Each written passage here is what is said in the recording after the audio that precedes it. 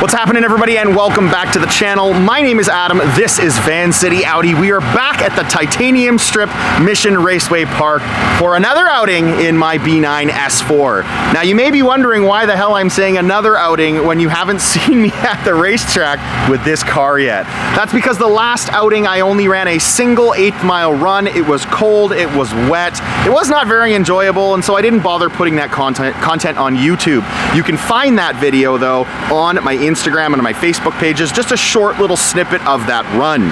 Today we're still using that E40 tune from Integrated Engineering, a stage 1 power level. I do not have any additional bolt-ons to make more power. Now, I will be fully transparent with you guys. I've already data logged this car and I've done a few runs on the street. So I know what to expect, but I do have one extra thing that I didn't have on the street. Check this out. Here they are, guys, the new hotness. Hoosier DR2s on the front, and in the rear I'm running 225, 45, 17, and these will be my drag radials for the B9 S4 this year. Now, to be perfectly honest with you guys, my intention was not to put on those radials at the beginning of the season. I was gonna save those for later on. By no means am I trying to set any records with a stage 1 E40 tune and no hardware modifications except my wheels, tires, and brakes. The reason why I'm running those, I'll let that guy go by. Got some serious power here today at Mission. The reason why I'm running them is they are track rules.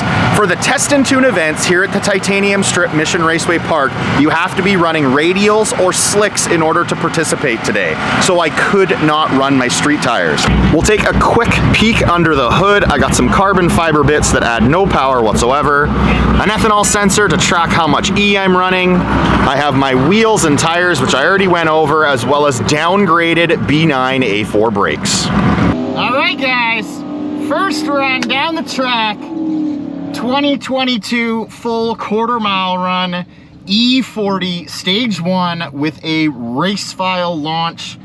Let's see how this goes. Holy crap. Holding those brakes down as hard as I could. Yeah, boy. Felt good. Felt really good. Well, for the most part, that felt like a pretty clean run, except for a little bit of jerkiness with the transmission. Could just be me being overly sensitive. I'm used to the DSG. With this automatic, it might be different. Or it could be an adaptation I need to do. But not too shabby, guys. What do you think? An 11.5 at 118 miles an hour. Not too bad. My 60 foot was only a 1.64 though, and I did not spin the tires at all. It just left.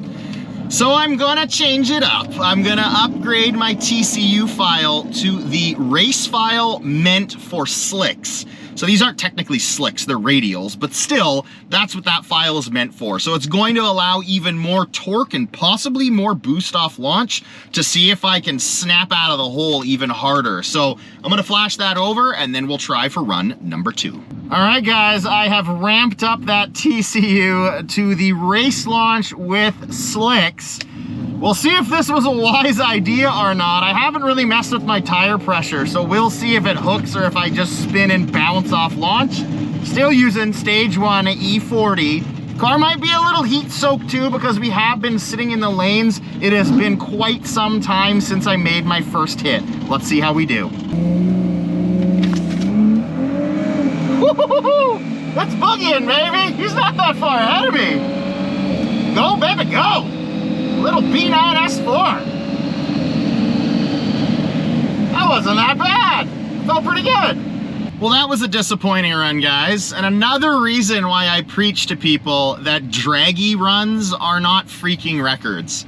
Draggy's consistently off from my experience at the drag strip, running them side by side. I had my draggy on that one, showed an 11.52, which is what I ran last time. The actual slip, an 11.6. That's almost a full 10th off the time what it actually was. So just again, proof why I claim that records should never be set with a draggy run because they vary. Should be running an NHR certified track like this one is, the Titanium Strip at Mission Raceway Park. Ran an 11.6 at 118, and my 60 foot was a 1.7. I feel like I spun a little bit.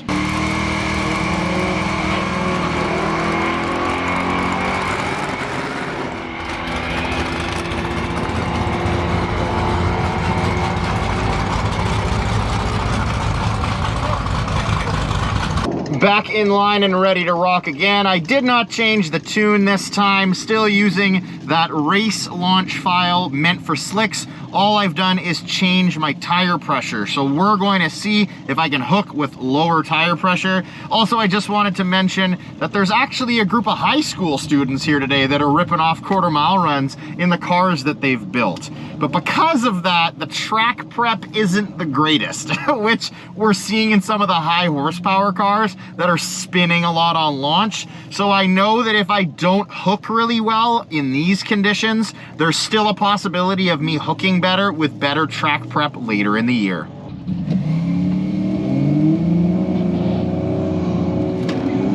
Full boost, woohoo! The shifts are pretty hard. I still gotta look at that transmission calibration, but that felt good out of the hole. So as predicted, my mile per hour was down in a massive way from being heat soaked. That and lowering tire pressure. I was down to 116 for my mile per hour, but I did run my best time of the day at an 11.51. There you go, guys. My 60 foot was a 1.5, I think. What was that? 1.59.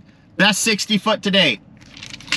So not too shabby, not the greatest of runs, still a lot more potential in this car, but I'm happy to see that it improved, and I've now run an 11.51. Okay guys, I'm not dyslexic, I swear. I just gave you the time of the other car.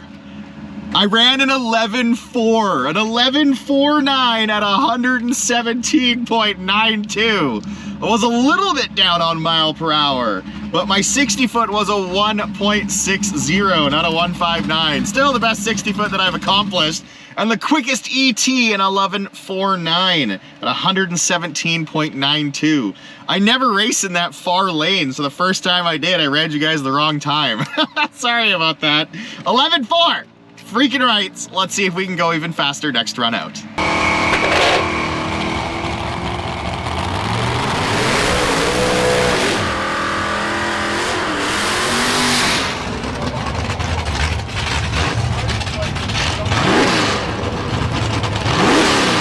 All right, guys, ran my personal best of an 11.49. Pretty awesome. The car felt like it hooked still, even with more torque off launch. So this time I'm gonna try something different. I'm not gonna hold down my foot as long. I noticed on my log there was some oscillation of boost up top. So what I'm gonna try to do is build it all the way to 3,500 RPM and then let off in hopes that I don't get that oscillation and I have an even more aggressive launch. 3,500. Feels really good. I didn't hold on to it like crazy that time. We'll see what the results are. So that run felt good, but it wasn't as quick.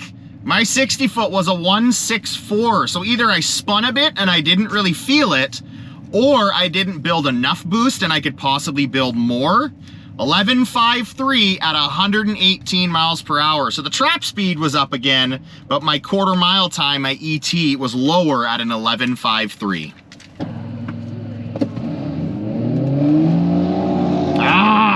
Push through the brakes. Damn it, that sucks. You gotta really, really hammer down on these brakes, and if you don't, you push through. And it doesn't help at all that I've downgraded my calipers and my rotors.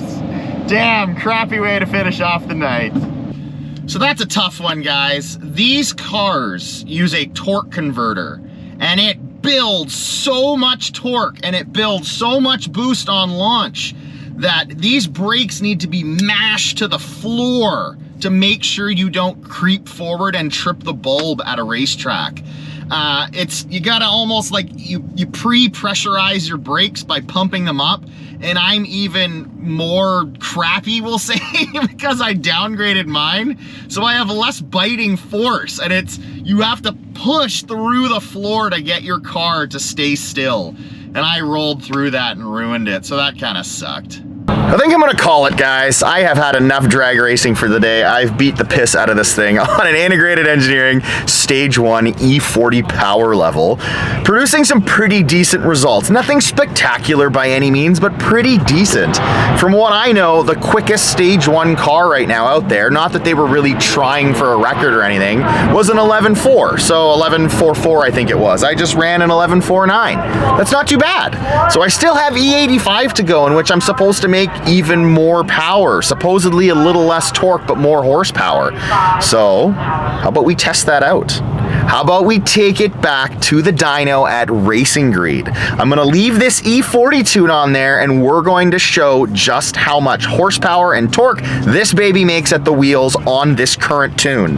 Then while we're on the dyno, I'll dump a bunch of E100 in it to get that ethanol level closer to E85, and I'll flash the car over to E85. So next video, you'll get power levels, E40 and E85, both at a stage 1 level. As per the TCU tune, I'm gonna have to look into the adaptations for this transmission. I do feel like it's quite jarring on shifts. I don't think it has anything to do with the tune, considering it did the same thing when it was stock. I'm hoping if I can figure it out and I can do some adaptations while driving, it'll shift even smoother and I'll be able to go even quicker next time I'm here at the Titanium Strip Mission Raceway Park. Thank you so much to all of you for watching. I truly appreciate your time, and until next time, take care.